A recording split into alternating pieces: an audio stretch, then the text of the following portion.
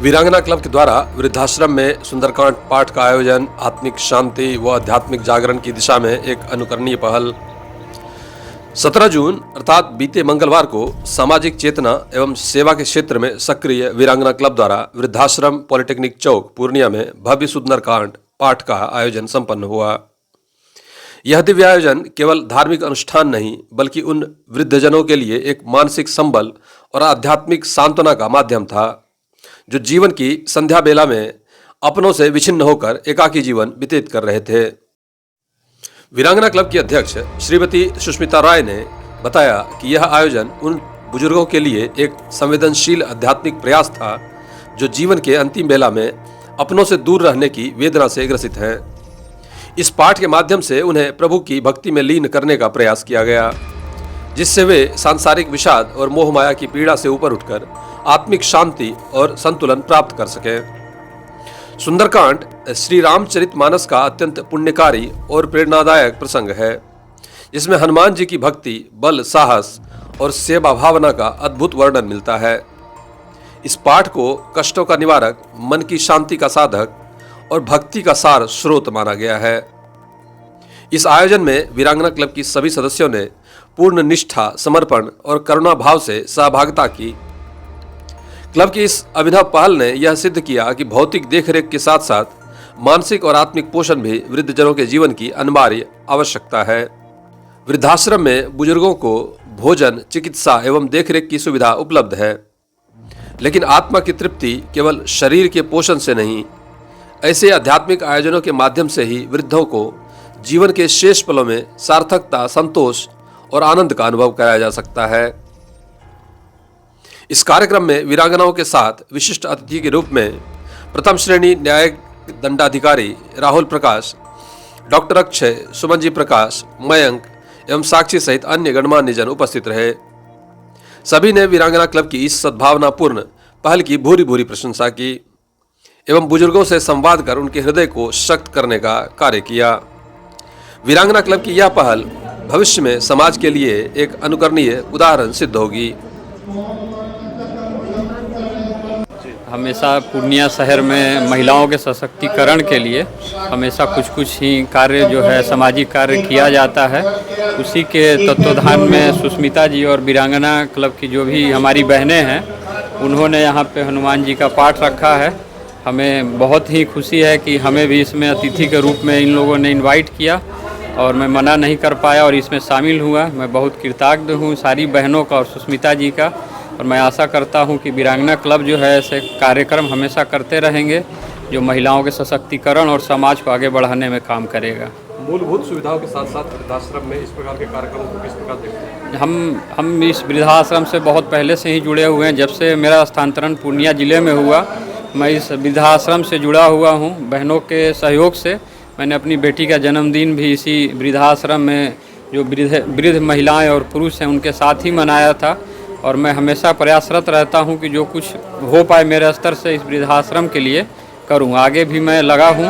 बहनों का जो भी सजेशन होगा उसको फॉलो करते हुए उसको हम लोग करेंगे आगे।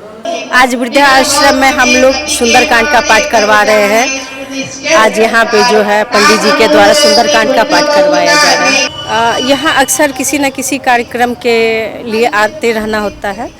हम लोग का अक्सर यहाँ कुछ न कुछ रहता है।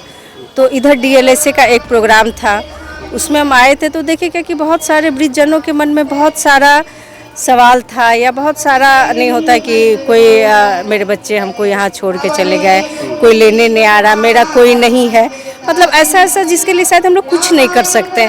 कोई करेगा तो ज़्यादातर ये ना कि सामान बांटेगा या फिर खाने के लिए या फिर कुछ खाने का है, मिठाई है, प्रसाद, यही सब चीज़ करेगा। कुछ सुविधा का हाँ, कम्बल, ठंडा के समय में कम्बल, मतलब अब ये चीज़ हम देख रहे हैं। यहाँ की जो अधीक्षक है ममता जी, उनके देखरेख में देखते हैं कि अब वृद्धाश्रम बहुत अच्छा चल रहा है। और अब यहाँ पे हमको नहीं लगता है कि बेसिक किसी चीज़ का ज़रूरत है, बेसिक किसी चीज़ का दिक्कत नहीं देख रहे हैं यहाँ पे। और यहाँ के जो वृद्धजनों से भी बात हुई तो वो लोग भी बोले कि अब इस सब चीज़ का दिक्कत नहीं है, खाने का या कोई भी चीज़ का। तो उन लोग से इन लोग अब पूर्ण है, मतलब शारीरिक दिक्कत नहीं है। तो अब दिक्कत कहाँ है? मानसिक दिक्कत है। अब ये है कि वो खुश रह सकें, वो तो कहीं ना कहीं लगा कि अगर इनको अध्यात्म की ओर ले जाया जाए, अध्यात्म से जोड़ा जाए, तो कहीं ना कहीं ये मानसिक रूप से खुश रहने के लिए थोड़ा कला सीखेंगे।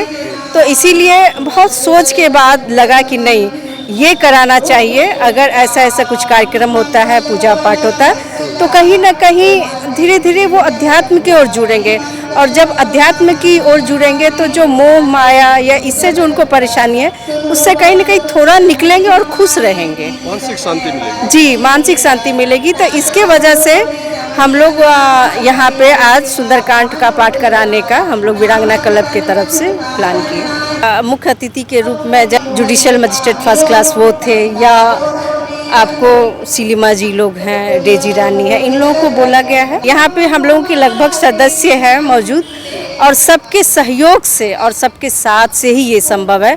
नहीं तो इतना बड़ा सोच सिर्फ सोच रह जाएगा। इसको हम लोग एक जो कहते हैं धरातल पे सोच उतार पाना, वो नहीं कर पाएंगे।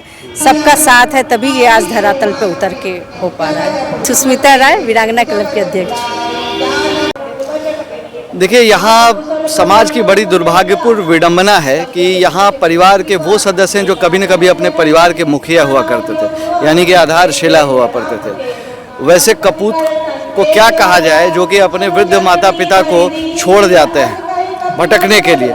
लेकिन सरकार को मैं धन्यवाद देना चाहूँगा कि ऐसे वृद्धाश्रम का गठन उन्होंने किया, जिसके माध्यम से इन बुजुर्गों को आश्रय मिल सका। ये जो आज धार्मिक कार्यक्रम हो रहा है, ये वीरांगना एनजीओ है, उस ग्रुप के द्वारा हो रहा है, जहाँ की हमारी समाज की माताएं और बहनें संलिप्त हैं, और वो बहुत अच्छा कार्य कर रही हैं। मेरी श्रीमती जी भी इस ग्रुप की सदस्य हैं, और आज मैं उनके साथ ही आया। मैं सौभाग्य मानता हूँ कि आज इन बुजुर्गों की खुशियों में शामिल होने का मैं सौभाग्य प्राप्त कर सका। और आज मंगलवार का दिन है, सुंदरकांड का पाठ हो रहा है। तो अमूमन क्या होता है कि ऐसे चीज़ें यहाँ पर होती नहीं हैं, लेकिन आज समाज में एक ऐसी पहल हो रही है कि बहुत सारे ग्रुप्स या बहुत सारे लोग ऐसे आगे बढ़ के आ रहे हैं जो कि इस तरह की चीज़ें कर रहे हैं। कोई बर्थडे सेलिब्रेशन कर रहा है, कोई पूजा पाठ कर रहा है, सो दैट कि इनको एक इन्वॉल्वमेंट हो, महसूस हो, और कुछ पल तो खुशियाँ दे सके, और वो देनी भी चाहिए। आप किन माध्यमों से जो है वृद्धाश्रम के लिए कोई संदेश देना चाहेंगे आप भविष्य में? मेरी तो समाज से यही अपील है। हम लोग जिस समाज का हिस्सा हैं, और जिस सपने को पालकर एक माता पिता अपने बच्चों को पालते हैं, एक माता पिता अपने कई बच्चों को पाल लेते हैं, लेकिन वो कई बच्चे मिलकर एक माता पिता को नहीं पालते हैं। उनकी संवेदनाओं को समझें, उनके उस मर्म को समझें, उनके उस त्याग और संघर्ष को समझें कि उन्होंने कैसे पाल पोस के आपको जीने का एक जो है कि माध्यम दिया, आप जी पाए।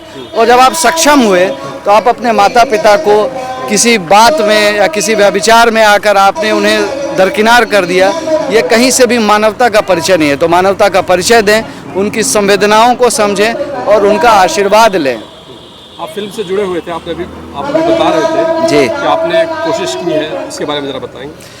मैंने फादर नाम की एक शॉर्ट फिल्म बनाई है जो नेटफ्लिक्स के लिए अप्रूव्ड हुई थी, बहुत जल्द वो आएगी। उसमें कैलाश खेर जी ने गाना गाया था। वो वृद्धाश्रम के ऊपर ही है कि कैसे एक बेटा अपने पिता को वृद्धाश्रम छोड़ आता है, लेकिन उस पिता का मर्म देखिए कि वो उसके लिए, उसकी भावना उसके बेटे के लिए उस वक्त भी है कि कभी तो वो बेटा वहाँ पर आएगा। वो उसके लिए वो जगह खाली रखता है कि जब वो आएगा तो मैं यहाँ पे उसका ख्याल रखूँगा। वो बेटा जिसने बुढ़ापे में उसको धक्के मार के घर से निकाल दिया, लेकिन एक पिता का भाव देखिए कि वो उसको उसके बुजुर्ग होने का इंतज़ार कर रहा है और वहाँ भी उसके केयर की सोच रहा है। आपकी आगामी कुछ फिल्में जो कि दर्शक पसंद करेंगे, बताना चाहेंगे आप? मेरी आगामी फिल्में कई हैं जो इस साल प्रदर्शित होने वाली है। ब्लैक ब्रेन है, गौरी है, लव माशाअल्लाह है, और शुभ लगन मुहूर्त 2 है, अर्जुनम है, बहुत सारी हैं। और आए दिन भी बहुत सारी फिल्में में रिलीज हैं। जो यहाँ की धरती के सुपरस्टार थे सुशांत सिंह राजपूत, उनके जीवन से प्रेरित मेरी एक फिल्म शशांक थी जो दर्शकों ने काफ़ी पसंद भी किया था। सीतापुर है, लफंगे नवाब है, ब्लैक ब्रेन है। अभी हिंदू मुस्लिम एकता पर मैंने एक शॉर्ट फिल्म बनाई है जो कि दर्शक काफ़ी पसंद कर रहे हैं और काफ़ी अच्छा सोशल मैसेज भी है उसमें, जिसका नाम हिंदुमान है। तो ये सारी फिल्में हैं मेरी। जी, मेरा नाम रवि सुधा चौधरी है। मैं फिल्म अभिनेता एवं फिल्म निर्माता हूं और बॉलीवुड में कार्यरत हूं। पूर्णिया मेरा गृह जिला है और मैं कोशिश करता हूं कि जब भी मैं अपने शहर आऊं, समाज में जाकर शरीक होकर अपना कुछ न कुछ योगदान दे सकूं और सब में अपने आप को कहीं ना कहीं खोज सकूं। बहुत बहुत धन्यवाद। धन्यवाद।